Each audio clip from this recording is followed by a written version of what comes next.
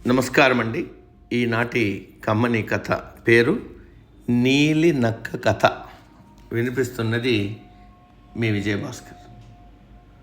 ఒక నక్క ఆహారం కోసం వెతుక్కుంటూ దగ్గరలోని గ్రామానికి చేరింది. దాన్ని కొందరు గ్రామస్తులు చూస్తూనే తరుముకుంటూ వెంటపడ్డారు. అది పరిగెడుకుంటూ ఒకరింట్లో బట్టలకి నీలిరంగు వేసే తొట్టె ఒకటి కనిపిస్తే గబుక్కొని అందులో దాక్కుంది. దాని ఒంటి నిండా నీలిరంగు అంటుకుని అదొక విచిత్రమైన జంతువుగా కనిపిస్తుంది. తిరిగి అడవిలోకి వెళ్ళిపోయింది. కానీ దాని వింత రంగు చూసి ఏదో ఒక విచిత్రమైన జంతువు కొత్తగా అడవిలోకి వచ్చిందని చూసిన జంతువులన్నీ భయపడసాగాయి.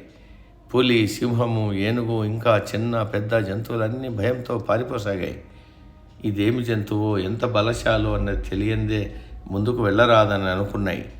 ఈలోగా నక్క, ఓ జంతుజాలమా, ఎందుకు నన్ను చూసి భయపడుతున్నారు? ఆ దేవుడు నన్ను మిమ్మల్ని అందరినీ పరిపాలించమని సృష్టించాడు.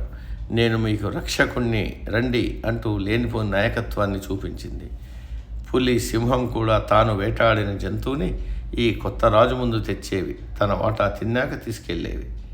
కానీ ఒకరోజు తమాషా జరిగింది. ఒక అర్ధరాత్రి నక్కలన్నీ గుంపుగా చేరి ఊలలేయటం మొదలుపెట్టాయి.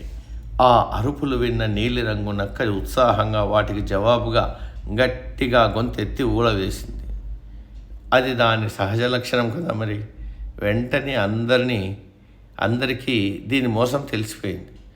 ఇది కేవలం ఒక నక్కే, కానీ దేవుడు పంపిన గొప్ప జీవేమీ కాదు అన్న నిజం తెలియగానే ఒక్కసారిగా దానిపైకి జంతువులన్నీ లంఘించి కొట్టి చంపేశాయి.